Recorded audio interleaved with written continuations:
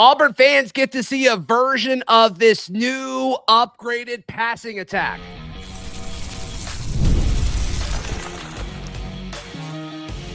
You are Locked On Auburn, your daily podcast on the Auburn Tigers. Part of the Locked On Podcast Network, your team every day.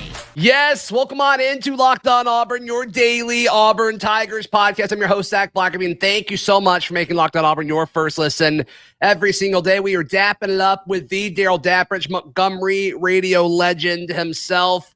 What can we learn tomorrow as 8A is here and Auburn fans will get to attend 8A at Jordan-Hare Stadium? Running backs we'll discuss. The trenches we'll discuss. But let's start with what I think is the most intriguing and what a lot of fans would say they care most about is the passing game. And some people may say that in the form of a quarterback, Jackson Arnold, Deuce Knight, and then the receiving game, which is obviously tied to that. What does Cam Coleman look like with a little bit of an offseason and more development, both to his game and his physical body, as well as Malcolm Simmons taking that step forward, the addition of Eric Singleton, Horatio Fields, Sam Turner stepping up. There's just a lot of aspect of the passing attack, Darrell, that I think Auburn fans should be excited about. It's a great place to be. There's times when you can have somebody that you consider to be a dynamic quarterback and he doesn't have a lot of people to throw to, doesn't have a lot of weapons around him. Yeah. And then there's the other side of that where you feel like you've got a dynamic receiving room and no one to give him the ball. I think this is an example for finally in the first time in a long time that Auburn may have both components working. It's going to sound old and it's going to be a worn out narrative by the time the season starts, but that's okay. How much we've heard about this receiving core and how well Deuce Knight and Jackson Arnold are throwing the ball early on. I get it. We see it a lot in comments and in chats. People are like, I want to wait to see when it means something. Yeah. Everyone has said this before. I get it. I do. But I do know that there is some chatter and some talk from other players and coaches that weren't there the last couple of years. And just on paper, it's just a dynamic room of receivers, and I think if anyone gets them the ball, it's going to be great. Well, and let's be careful when people say, oh, y'all said this last year. It's like the talent is not what I think the issue is at this point. I just don't think it is. And we talked about how good the receiving room was going to be last year, and it was. I don't think the receiving room was the issue a year ago. I think some of it was quarterback play. I think some of it was play calling. I think some of it was overall execution and just not knowing how to win football games. And I think that comes from a lot of different angles. But for folks to roll their eyes and say, like, oh, okay, you're hyping something up. Y'all did that last year. And it's like, well, in a decent amount of cases, like that wasn't the issue that we're talking about. Like when we hype up Auburn's receivers or talk highly about the defensive back room, and my stance on the offensive line is different than most people's, but like the roster isn't what I think people are upset about. And I think that'll showcase itself on Saturday, Darrell. Yeah, I think that when people go watch what they want to see Saturday, they are going to be impressed and probably taken back a little bit about the talent, the way they look, the size. Mm-hmm. Look, you can hype all you want and be accused of hyping. But when you get your hot dog and your cold drink and you're sitting on the 25-yard line and you watch Eric Singleton run by you on the sidelines like you've never seen somebody in a long time, you can't deny that. It's absolutely feasible to watch it. And from what we've heard with the speed and that kind of thing. So, look, we felt like the receiving room was going to be better last year. It was, and it's even better this year. Guys like Horatio Fields and Sam Turner, who are getting run and being talked about a lot from the people that we have on the inside watching practices that can't stop talking about them. You knew what you had with Cam Coleman and Singleton and Simmons, even Perry Thompson to a certain extent. Now you've got guys that I didn't expect to hear much about, Horatio Fields and Sam Turner in the spring, and their names are popping off people's mouths that are there that know what they're talking about. I thought those guys had a chance to just be other guys, maybe get buried because of the depth of Auburn's receiving room. And based on what we've seen this spring, I don't think that's the case. I think Auburn has 5, maybe 6. I'm going to say 5 right now, wide receivers that I think they expect to be key parts of the passing attack. And I guess the guys to look at, like Eric Singleton will wear number 1 for folks who are attending or watching A-Day on Saturday. He will wear number 1. Sam Turner is wearing number 18. Horatio Fields is wearing number 5. And so like those to me, I think are the most interesting guys. Like Malcolm Simmons, we know. Cam Coleman, we know. But the newcomers, like those to me are the 3 most interesting guys on the offensive side of the ball, in my opinion, that I will be watching the closest on Saturday. And I think they'll stand out. I mean, I just, from what, again, we're not just speculating. We're talking about people that went to practice last year and the year before that are on the sideline saying, okay, there's a decided difference with the way these receivers run, their size, their speed, their ability to get open. There's a lot of attributes that they're seeing that are wowing them. It does have to translate to Saturdays and proof of concept, but it can't get there unless it starts here. You see what I'm saying? You have to have talent. You have to have the speed, look the part, have the physical attributes before you even get to Saturday, or it's game over. I mean, it's going to be difficult. So, yeah, step 1, phase 1 is looking the part and doing things on the practice field. And so far, so good. Yeah. What would you say would be a successful A-Day for the quarterbacks? For Jackson Arnold and Deuce Knight, what do they need to do Saturday for you to say, okay, that was a successful day for the quarterbacks? I'm looking at accuracy. I think a lot of times we've got PTSD from quarterbacks throwing behind people, throwing high, tip balls, short hopping. And Zach, let's be honest. We saw it 2 years ago in a practice where they had the moving target in the end zone, and people were, I'm not going to mention names. It wasn't moving. It was still. Yeah, and it was getting airmailed into the stands. Yeah. And we looked at each other and said, my God, if we can't hit a stationary target. Okay, so I want to see accuracy. We know already from me seeing some film the way the ball comes out of Jackson Arnold and Deuce Knight's hand. There's velocity, there's rotation. That's great.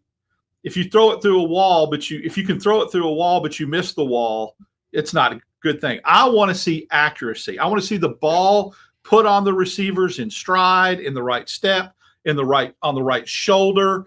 You know what I'm saying? Accuracy. And you can see that in the spring, especially when guys are getting covered and they're running routes. That's what I want to see. I'll consider it successful if both Jackson Arnold and Deuce Knight look accurate to me. Yeah. I think I'm going to say something really similar. I'm just going to twist it just a little bit, but I just want them to do their job. I don't need them to go above and beyond, and like I almost just don't want you to lose A-Day. Like, don't go out there and throw a bunch of interceptions because maybe you're more nervous and you want to impress your first time playing in front of Auburn fans at Jordan-Hare Stadium. I just want you to go in, run the play. If it's an RPO, do the correct read, and then, move on to the next rep. Don't worry about lighting it up or, getting style points. Like, I don't think we need that. I just almost don't want there to be like a creation of panic or doubt or anything like that. Just Jackson, Deuce, run your rep, nail it, and then do it again. That's all I want to see. I also want to see whoever gets ordained or gets anointed as the starting quarterback. And right now, Jackson Arnold's the leader in the clubhouse. Sure. Whoever is going to end up being quarterback 1 for Auburn, I want them to look the part. And I say this again, I don't want to use past failures as an indicator of anything that happens in the future.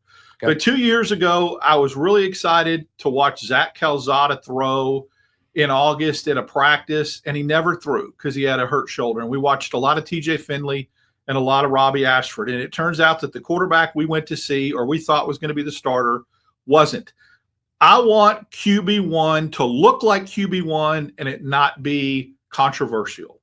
I'd consider that successful too. Yeah, I like that. I guess the argument against that, though, is like, do you want Jackson to be significantly better than Deuce? Do you want it to be close because you want Deuce to kind of be brought along as quick as possible? Do you want competition going into fall? I guess that would be my way of doing that. I never named who I wanted quarterback 1 to be. I didn't say I want Jackson Arnold to leave no doubt. I'm saying whoever wins the job and whoever ends up starting and takes that. And I know we all feel like we know who that's going to be, but if it's not, and Deuce Knight does show out so much that he ends up, then whoever takes that first snap August 29th in Waco, I want it to be non-controversial, and I want it to be really, really evident.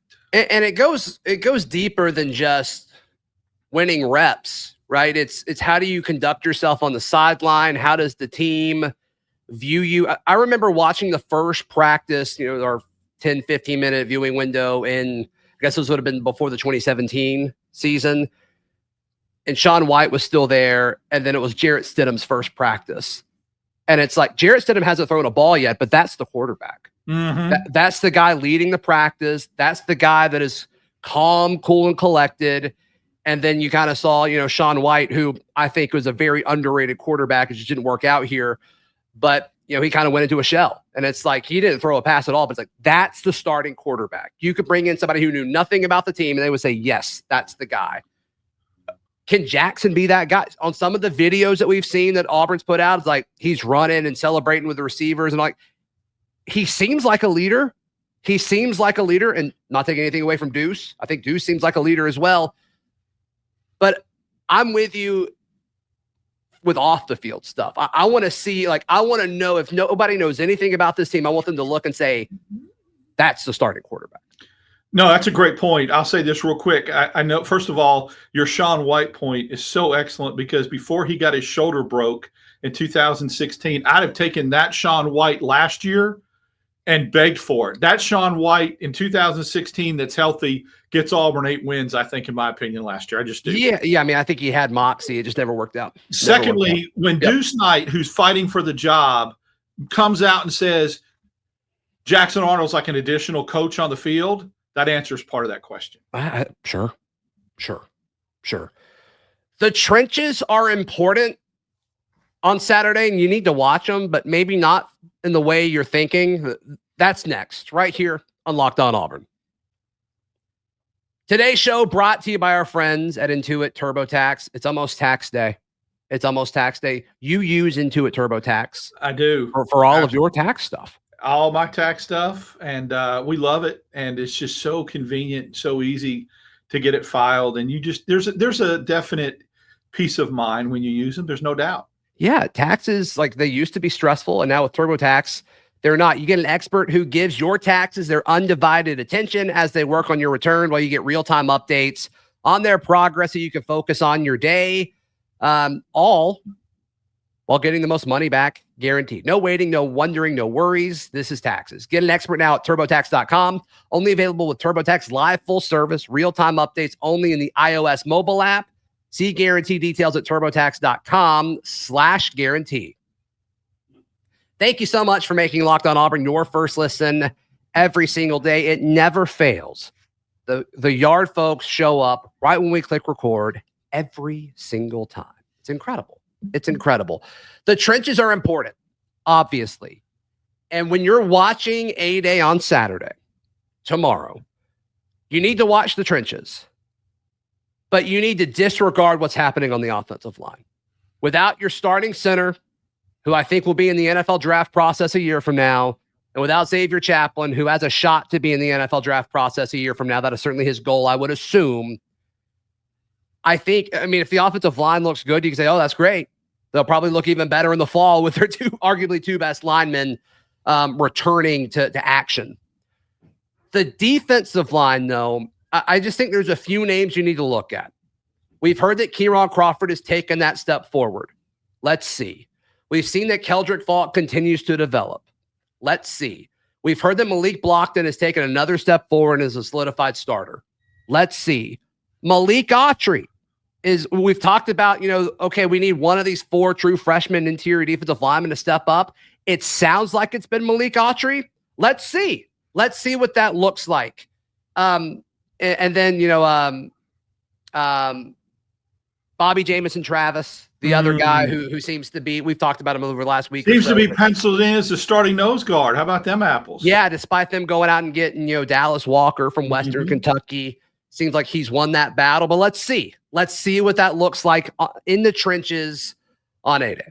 I heard two more names that people are wowed by. Amaris Williams on the outside behind Faulk, dog, because Keldric is sitting out with the injury. So Williams has gotten a lot of snaps. And your man, Chris Murray, in the backfield a lot today. Where's he from? Sam Houston State. Which Sam Houston, not a state. Correct. But he was in the backfield all day, and he had a sack. You were wondering about him because we knew Crawford was going off. Well, there's your answer. I still think Auburn will go get 2 or 3 in the portal, but we're hearing some names of some people that we probably didn't like. I would have thought Walker would have started, and I know that Murray was brought in for depth, but the way that Amaris Williams is playing, and I love the Malik Autry thing that he's really just kind of stepped up and kind of did what Malik Blocton did last year and emerged a little bit. I like that. Let me ask you something about the edge group. So I've been told that Jared Smith some days is rotating in with the ones. True freshman. I think Hugh Freeze thinks he's a future Sunday player. He's exceptional.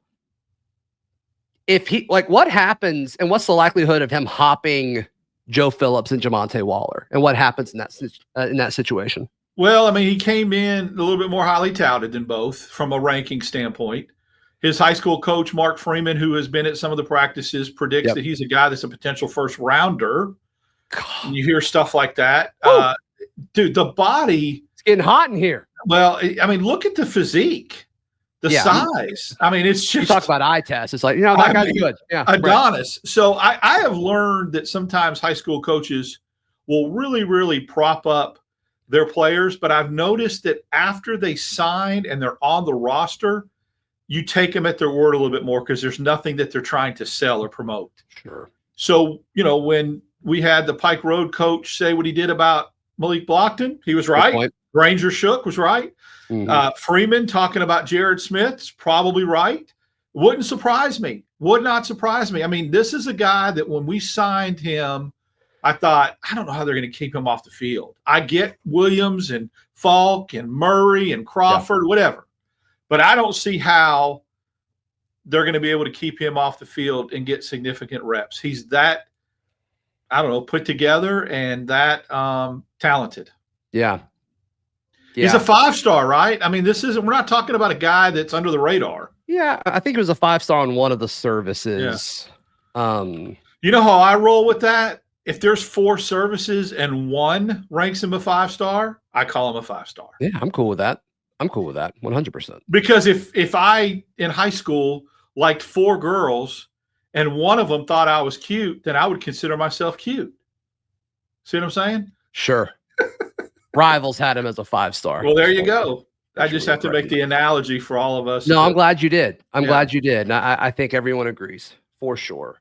And then just the guys that stand behind them. I'm excited to see Elijah Melendez. I'm hearing he's getting some good reps with the 1s and 2s also, Zach. Yeah. No, talked to somebody earlier this week, and they said a lot of the times it's Melendez and Robert Woodyard with the 1s because Riddick is limited and not practicing a ton. So take that for what it's worth. But Elijah Melendez is going to be in the rotation, I think, when it's all said and done. And he's another guy that doesn't have to grow into a college-type prototypical body for a linebacker.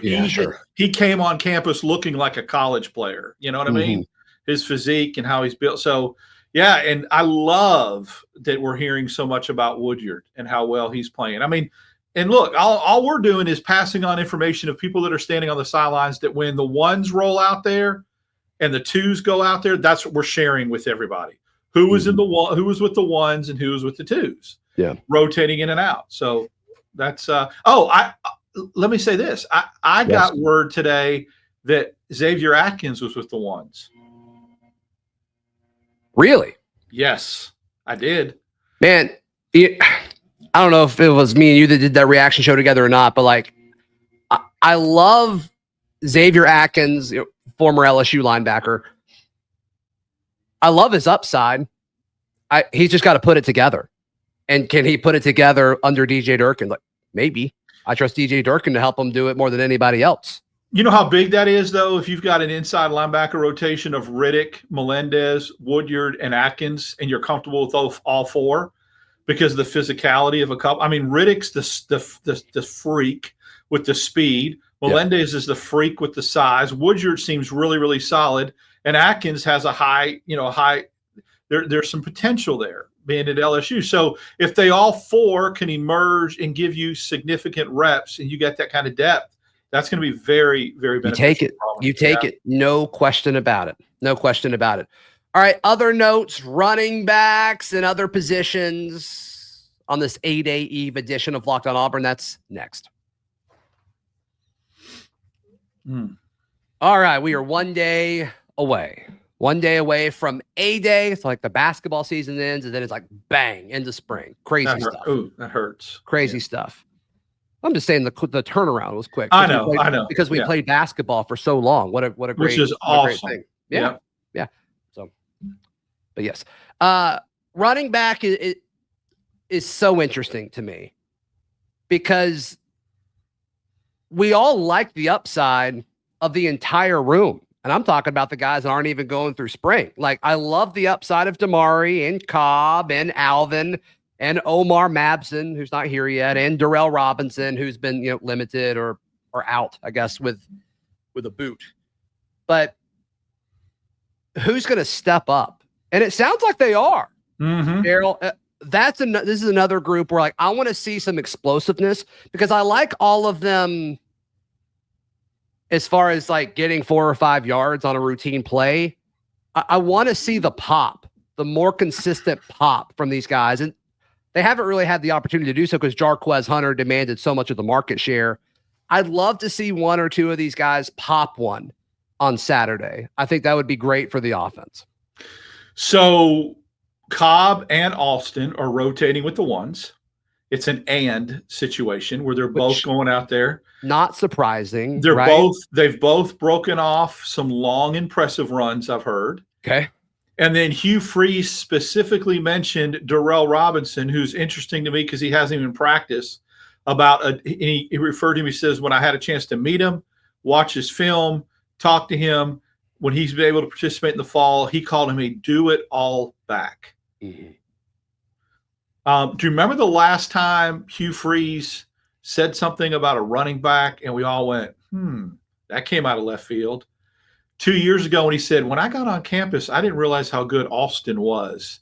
He surprised me. And the next thing you know, when Hunter gets suspended, Alston's carrying the mail and had a really good game against Alabama and had some good games before he had some of the fumble problems and then also got hurt himself. So I don't think, Freeze is just talking in a hype train type scenario. Something caught his eye. He was right about it with Damari. And you know how I feel about Darrell anyway, but he's going to get a lot of snaps. And I like the versatility, what it sounds like. Yeah, I think so. And then I can't wait to watch this room. Everybody talks about receivers, and I love it. That's the one I'm anticipating the most because of what I think they're going to do from a performance standpoint. The most intriguing room to me, and I'm most curious about to see, is the running backs. Yeah, and I don't know if it's they didn't want to use more than one back last year, if that's just not what they're going to do. I mean, a different situation because Jarquez was so good. But I do wonder, like, how many backs can get relevant touches within their roles in a Hugh Freeze offense in 2025. I don't know the answer. I mean, we can all say, like, it's going to be running back by committee. Mm-hmm. But, like, what does that mean? Are they all getting 6-7 carries a game? Are we all good with that? I don't know. I think the running back room is going to be fine. Like, I'm not concerned with it, but I do have questions about it as far as, like, what does it actually look like? And are all the guys kind of used the same way, or are they not? Like, third down, I'd rather have Damari in for pass rushing situations, but if you're throwing it to the back, I'd rather have Cobb in. I'm just curious to see how they use them all. The questions is a really, really fair assessment because I think, to me, for the first time in a long time, going all the way back to Kerryon Johnson and Petway, there's not a bell cow back going into the season. You knew it was Kerryon, you knew it was Boobie Whitlow, you knew it was Tank Bigsby, and you knew it was Jarquez Hunter. Yeah. So, who is that dude this year? So it's going to be interesting to see. And I don't think that we're going to get the answer. I think that I don't think we'll get the answer until like SEC play, Darrell. I agree. And I think when you look at the run pass ratio that Auburn will run this year, this is just a guess. I'm thinking like 55% throwing, 45% running. That means less carries. And so how do you break those up between four guys? I mean, it's going to be a challenge.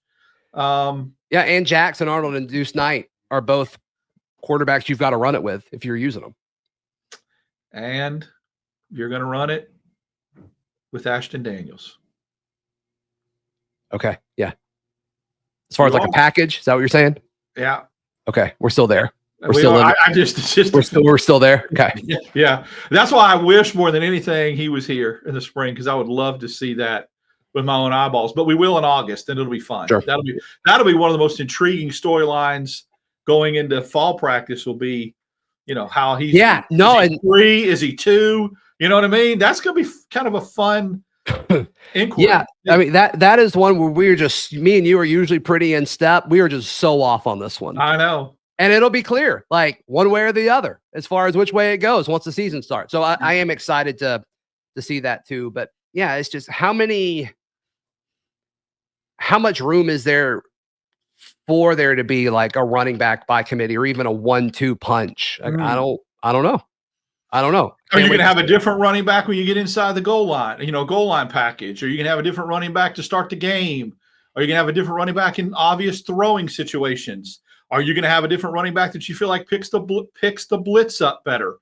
That's the one good thing, though. There are all different components of a running back that you feel they are different. They're all four different, yes, which is great. A running back that you feel like catches the ball out of the backfield better. Mm-hmm. Now that Singleton, we're getting word, is running the freaking jet sweep like a superstar, where that's normally something a running back does. And so where does that fit in? Cobb did that a couple years ago. Ontario McCaleb made a career out of it at Auburn. Yeah.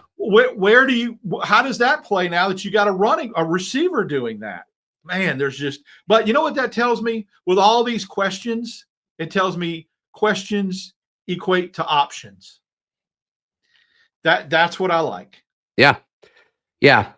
It's just a lot on this coaching staff to manage it, but I'd rather have this issue than other ones that we dealt with 2 years ago. So cool. So yeah, you and I are expected to be there at A-Day. So y'all see us, come say hey. Would love to thank you for listening to the show and all that stuff. So Darrell, how can people check out everything you've got going on? Follow me on X, DAP6410, Instagram, Darrell Dapp, Wednesdays and Fridays with you, and then Sunday nights with you and Kyle Rush at 8 on the Barn. We do a little YouTube Barn. I think your weed eater guy just got something good there. Oh yeah, he's right by the window for sure. He's right there. That's awesome. That's awesome. Hey, please like the video, please subscribe, and my yard is about to look fantastic. We'll see you next time. This has been Locked On Auburn.